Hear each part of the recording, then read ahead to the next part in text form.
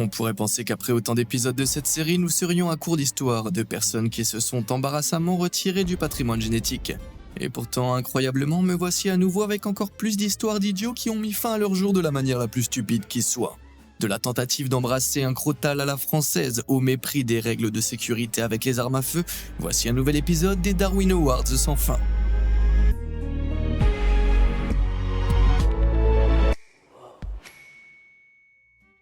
La cible de la blague. Je ne choisis pas souvent mes préférés, mais en matière de décisions stupides, celle-ci est probablement la plus drôle que j'ai jamais entendue.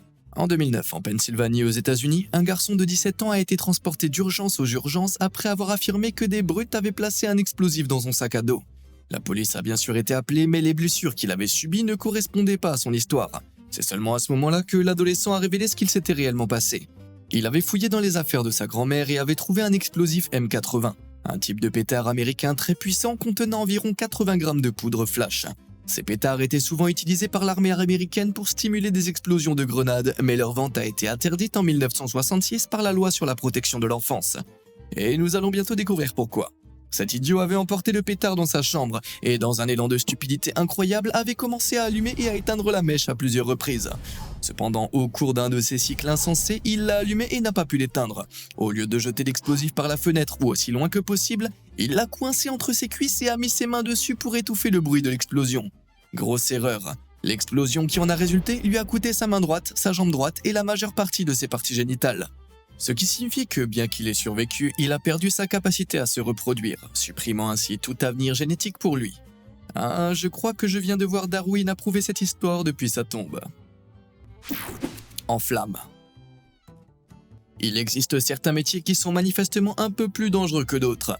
Et en 1818, personne n'avait un métier plus risqué ou plus fantastique que Sophie Blanchard. Également connue sous le nom de Madame Blanchard, elle était une aéronaute française et la première femme à travailler comme balloniste professionnelle. Elle s'élevait dans les airs dans une chaise attachée à des ballons à hydrogène pour divertir les foules qui se pressaient en contrebas. Faut dire que c'était bien avant l'arrivée d'Internet et les Français n'avaient que deux manières de se divertir. Sophie se produisait régulièrement dans les jardins du Tivoli, utilisant parfois des effets pyrotechniques appelés lumière bleue ou feu de Bengale pour pimenter son numéro aérien. Le seul problème, c'est que l'hydrogène est extrêmement inflammable, et les gens le savaient. Ils avertissaient régulièrement Sophie du danger d'utiliser des feux d'artifice dans ses spectacles. Mais Sophie ne se laissait pas dissuader, et ainsi le 6 juillet 1819, un jour particulièrement venteux, Sophie s'est envolée. Elle a commencé son spectacle pyrotechnique et a salué la foule quand tout à coup son ballon a pris feu. Le feu s'est propagé rapidement à la manière du Hindenburg, et elle a commencé à descendre rapidement. Elle semblait calme, mais le vent s'empara de son engin, le projetant hors des jardins et contre plusieurs bâtiments voisins. Et c'est là qu'elle tomba, mortellement. C'était certainement pas la gloire qu'elle espérait, je parie. Est-ce que c'est possible ? Il est assez rare que vous m'envoyiez vos propres histoires pour cette série, mais une spectatrice de trucs de fou, Colly Carney, m'a contacté avec une histoire qui mérite sans aucun doute un Darwin Award. En 2015, le voisin de Colly s'ennuyait. Il s'ennuyait tellement que la seule chose qui lui venait à l'esprit pour soulager son ennui, c'était de prendre sa poubelle, de la poser sur la route et de sauter dedans. Il l'a ensuite utilisée pour descendre la rue comme s'il s'agissait du pire toboggan du monde. Cependant, contrairement à une piste de toboggan, une route est empruntée par des voitures, ce que le voisin de Colly a rapidement découvert. Sa poubelle s'est rapidement entrée en collision avec une voiture qui arrivait en sens inverse et a été projetée contre le mur d'une maison. Il n'a pas survécu. Mais il a prouvé que parfois les poubelles s'éliminent elles-mêmes. Avez-vous vous-même des anecdotes dignes du Darwin Award ? Dites-le moi ci-dessous, ou si c'est un peu long, envoyez-moi un message à story@beamazed.com. Qui sait, vous pourriez figurer dans la prochaine partie de cette série. Tout supporter. Je vis ma vie selon quelques règles très simples, dont l'une est de ne pas prendre de décisions importantes après avoir bu quelques verres. C'est une leçon dont un Serbe aurait pu tirer profit en 2007. Un soir, pendant le festival de la bière de Belgrade, cet homme qui semblait complètement ivre s'est rendu aux eaux de Belgrade, s'est introduit dans l'enceinte, s'est déshabillé jusqu'à se retrouver complètement nu, puis a grimpé dans l'enclos des ours. Bon, je peux comprendre qu'on soit assez ivre pour envoyer un SMS à son ex ou commander $100 de fast-food, mais ça, c'est un autre niveau d'ivresse. Et un niveau qui n'a pas duré longtemps. Les ours, Masha et Misha, n'ont pas perdu de temps pour se régaler de cet idiot.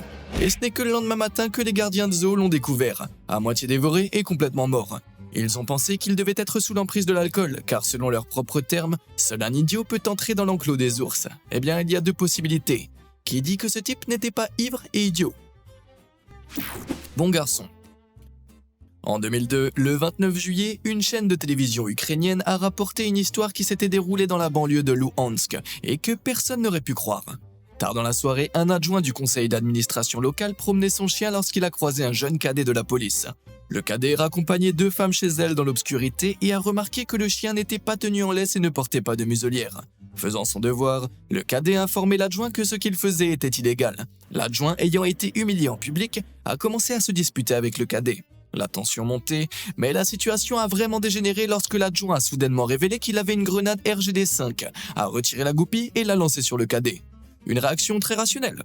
Mais comme son chien n'était pas tenu en laisse ni muselé, le fidèle compagnon à 4 pattes de l'adjoint a couru récupérer la grenade comme s'il s'agissait d'une balle et lui a rapporté. Le maître et le chien ont malheureusement tous deux connu un destin explosif. Ouais, c'est plutôt dur. Hot Shot. À mon avis, il n'y a pas assez de voleurs de voitures attentionnés dans ce monde, contrairement à notre prochain lauréat du Darwin Award. Plutôt que de simplement voler des voitures et de les abandonner lorsqu'elles étaient signalées comme volées, un voleur de voitures de Pittsburgh les incendiait également, estimant que cela aidait les propriétaires à faire valoir leur assurance. Mais cette horrible habitude avait finalement causé sa perte. En 1998, notre voleur de voitures et quelques amis ont décidé de voler une vieille camionnette qui n'était pas en très bon état. Peu après, le vol a été signalé à la police, alors, comme d'habitude, il a prévu de mettre le feu au véhicule en allumant un feu sur le siège passager. Cependant, il ne savait pas que la poignée de porte côté conducteur était cassée. Ainsi, lorsqu'il a essayé de sortir, il s'est rapidement rendu compte qu'il s'était piégé. Ses amis ont essayé de le sortir de là, mais la porte était verrouillée et le feu s'est rapidement propagé de manière incontrôlable. La police l'a retrouvé le lendemain. Apparemment, il était brûlé à point. Confinement idiot. On connaît tous au moins une personne qui ne peut pas vivre sans attention. En plus d'être impossible à satisfaire, ces personnes ne savent souvent pas quand s'arrêter, à l'image du lauréat suivant. En 2015, un criminel croate avait été emprisonné pour avoir menacé à plusieurs reprises son ex-petite amie et a été placé en isolement cellulaire pour mauvais comportement. N'appréciant guère son nouveau logement capitonné, il a décidé de forcer les gardiens à lui prêter attention en sortant un briquet qu'il avait introduit en contrebande et en mettant le feu au coussin qui recouvrait ses murs, le plafond et le sol. Il s'attendait à ce que les gardiens reviennent immédiatement le chercher, mais 20 secondes plus tard, personne n'était venu. 40 secondes plus tard, il était toujours seul et le feu prenait de l'ampleur. Au bout d'1 minute, il a commencé à paniquer, car la pièce se remplissait de fumée et de flammes. Il a réalisé trop tard qu'il avait mis le feu à une pièce complètement inflammable et que les gardiens ne s'en apercevraient tout simplement pas à temps. Eh bien, c'est une façon de purger une peine à perpétuité. L'homme contre l'arbre. En 2004, la police a été appelée sur les lieux d'un accident derrière une maison en Géorgie, aux États-Unis, qui les a laissés en un mot perplexes. Un grand arbre s'était abattu sur un camion, tous deux carbonisés et fumants. À l'intérieur du camion se trouvait un corps brûlé et méconnaissable. Mais toute la scène n'avait aucun sens. L'arbre était tombé sur le camion au lieu de s'en éloigner, ce qui aurait été le cas si les deux avaient été heurtés l'un contre l'autre. Mais pourquoi auraient-ils heurté l'un contre l'autre derrière une maison? Eh bien, qu'est-ce qui avait déclenché l'incendie? Lentement mais sûrement, les pièces du puzzle se sont assemblées. Il semblait que l'homme au volant du camion avait tenté d'enlever l'arbre de la cour en attachant le camion à l'arbre et en accélérant à fond. Il avait supposé que l'arbre obéirait à une sorte de physique de dessin animé et tomberait loin du camion. Mais comme nous vivons dans la réalité, l'arbre est tombé dans la direction de la force appliquée et a atterri sur le camion, écrasant le conducteur. Le moteur a surchauffé, mettant le feu au camion et à l'arbre, et le reste appartient à l'histoire des Darwin Awards. Se faire déchiqueter. Faire appel à un arboriculteur pour élaguer ou abattre vos arbres peut coûter cher, mais faire le travail vous-même peut finir par coûter encore plus cher, comme l'a découvert un homme en 2008. Au lieu de payer un professionnel, il avait loué une déchiqueteuse industrielle et l'avait placée au pied d'un vieux chêne dans son jardin qui avait récemment été frappé par la foudre. Il avait l'intention de couper lui-même la partie morte de l'arbre en grimpant et en l'élaguant, laissant tomber les branches éparses dans la trémie située sous lui. Le seul problème, c'est qu'il n'avait pas utilisé de harnais, d'équipement de sécurité, enfin rien du tout pour s'attacher à l'arbre, quoi. Ainsi, sans aucune sécurité, il a grimpé à l'échelle, s'est posé sur une branche et a commencé à couper, quand soudain, il a perdu l'équilibre et est tombé directement dans la broyeuse. Ouais, bon, côté positif, c'est qu'il a sûrement fait un paillis très humide. Les crétins de Claymore. Le Cambodge a connu son lot de violences et d'explosions à la suite de la guerre historique et horrible entre le Cambodge et le Vietnam. Mais en 1999, 10 ans après la fin de la guerre, une explosion dans un café de la province de Svay a attiré l'attention des tabloïds. Selon des témoins, 3 ennemis jurés habitués au café buvaient copieusement et s'insultaient mutuellement, quand l'un d'eux, visiblement mécontent, a commencé à sortir une mine Claymore et la jeter sous la table. Et il a expliqué, ivre, qu'il l'avait trouvé dans son jardin et qu'il voulait que les hommes jouent à la roulette russe avec. Alors que les autres clients, beaucoup plus intelligents, s'enfuyaient, ces 3 idiots ivres ont pris tour à tour la mine explosive à déclenchement par pression et ont essayé de la faire exploser en la piétinant. Après plusieurs minutes et plusieurs coups de pied, la bombe a explosé, emportant les 3 hommes avec elle. Eh bien, on dit qu'on peut faire d'une pierre deux coups, et dans ce cas, c'est 3 idiots d'une mine. Passage à niveau. Le 15 avril est une date très importante dans le calendrier américain. Pourquoi? Parce que c'est le jour où la plupart des contribuables doivent remettre leur déclaration d'impôt. Mais en 2001, cette date tombait un dimanche, ce qui signifiait que les bureaux de poste étaient ouverts pendant un temps limité pour envoyer les documents fiscaux de dernière minute avant que l'IRS ne vienne frapper à la porte. C'était une situation qu'un homme du Tennessee voulait désespérément éviter. Il s'est donc précipité en voiture vers la poste dans l'espoir de soumettre sa déclaration à temps. Mais alors qu'il conduisait, il a remarqué un train lent se dirigeant vers le passage à niveau qui aurait bloqué sa route pendant au moins plusieurs minutes. Pour éviter ça, il a accéléré à fond et a traversé le passage à niveau juste avant que le train ne l'atteigne. Mais alors qu'il le faisait, bam! Une autre voiture roulant à toute vitesse dans la direction opposée essayait également de passer avant le train, et les 2 véhicules sont entrés en collision sur les rails. L'un des conducteurs a péri et l'autre a été blessé, mais par un miracle cosmique, l'accident s'est produit juste à côté des rails. Le train a donc pu passer sans encombrer et aucun passager n'a été blessé. Eh bien, je suppose que ces idiots ont prouvé qu'essayer de passer avant un train qui traverse un passage à niveau est pour le moins épuisant. Prendre de la hauteur. Si vous êtes déjà allé à Holiday World et Splash In Safari dans l'Indiana aux États-Unis, vous connaissez probablement The Raven. Cette grande montagne russe en bois sur le thème des oiseaux culmine à 33 mètres et atteint une vitesse maximale de 80 km/h. C'est pas exactement ni la plus haute ni la plus rapide des montagnes russes, mais elle n'en est pas moins très amusante. Cependant, en 2003, une femme a pris une décision extrêmement stupide dans le but de faire monter son adrénaline. Alors qu'elle montait dans The Raven avec son fiancé, le personnel a vérifié que les barres de sécurité et les ceintures des 2 amateurs de montagnes russes étaient bien attachées avant le départ. Mais quelques instants plus tard, elle a détaché sa ceinture de sécurité, a glissé les 2 côtés dans les coussins de son siège et s'est extirpée de la barre de sécurité. Elle voulait se lever pendant que les montagnes russes descendaient afin de profiter de ce que les amateurs de montagnes russes appellent l'airtime. Mais à l'heure de la 5e descente, d'une hauteur d'environ 21 mètres, elle a perdu l'équilibre et a fait une chute mortelle. Eh bien, on dirait que les dispositifs de sécurité étaient là pour une bonne raison. Les jours de chien. À mon avis, les personnes qui font du mal aux animaux intentionnellement méritent d'aller dans un cercle spécial de l'enfer.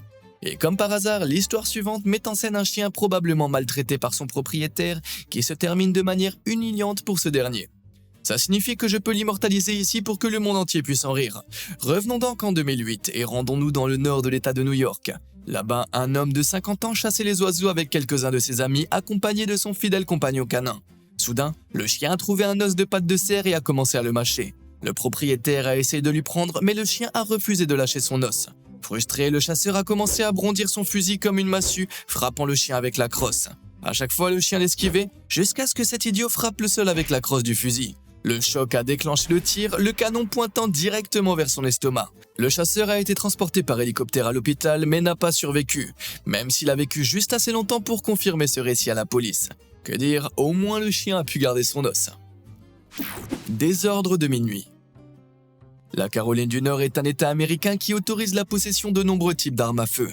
Et si la plupart des gens font attention à la façon dont ils les utilisent, ils les manipulent et les rangent, on ne peut pas en dire autant de tout le monde. En décembre 1992, aux petites heures du matin, un homme de la ville de Newton a été réveillé par la sonnerie du téléphone fixe à côté de son lit. Encore endormi dans l'obscurité, il a attrapé le téléphone et l'a porté à son oreille. Sauf que c'était pas son téléphone qu'il avait attrapé, mais le pistolet qu'il avait laissé sur sa table de chevet. Pour une raison quelconque, ce propriétaire d'armes à feu incroyable négligent avait laissé son arme à feu là, sans avoir enclenché la sécurité. Et lorsqu'il l'a porté à son oreille, il a accidentellement appuyé sur la gâchette et pan. Donc, pour tous les propriétaires d'armes à feu qui regardent cette vidéo, ne laissez pas vos armes à feu traîner sans avoir enclenché la sécurité. À moins que vous ne souhaitiez que votre arme fasse office de pire réveil au monde. Mention honorable French Hiss. Une vidéo sur les Darwin Awards ne serait pas complète sans au moins une histoire insensée provenant de l'État de Floride. Nous avons déjà couvert de nombreuses histoires folles provenant de cet État, mais celle qui suit est peut-être la plus étrange à ce jour. En 2017, un homme du comté de Putnam a découvert un serpent à sonnette sur sa propriété. Il a donc agi de manière responsable et l'a mis dans un aquarium avec l'intention de le relâcher loin de chez lui le lendemain. Étonnamment responsable pour une histoire impliquant un homme de Floride, n'est-ce pas? Eh bien, entre-temps, il a raconté sa découverte à ses voisins, qui ont eu une réaction moins responsable. Ils ont immédiatement décidé de jouer avec le serpent sauvage avant que l'un d'eux ne dise qu'il allait embrasser sur la bouche. Je ne sais pas ce qu'il pensait qu'il allait se passer, mais alors qu'il se préparait à embrasser le serpent à pleine bouche, celui-ci a réagi comme on pouvait s'y attendre et il l'a mordu sur la langue. Le venin du serpent à sonnette est très dangereux, et à forte dose, il peut provoquer un engourdissement, des gonflements, des nausées, des difficultés respiratoires et même la mort. Et donc, lorsque la langue et la gorge de cet homme ont commencé à enfler, il a été transporté d'urgence à l'hôpital et placé dans un coma artificiel pendant quelques jours. Miraculeusement, il a survécu, malheureusement, il n'aura donc pas de Darwin Award aujourd'hui. Mais avec un peu de chance, ça aura appris à notre idiot attitré une chose ou deux sur le fait de ne pas s'imposer à des animaux mortels. Ouais, le consentement, tout ça. La vie en haut. L'hélium peut être hilarant, comme ce gaz est 6 fois moins dense que l'air, les ondes sonores le traversent beaucoup plus rapidement. Ainsi, si vous l'inhalez, votre voix devient beaucoup plus aiguë.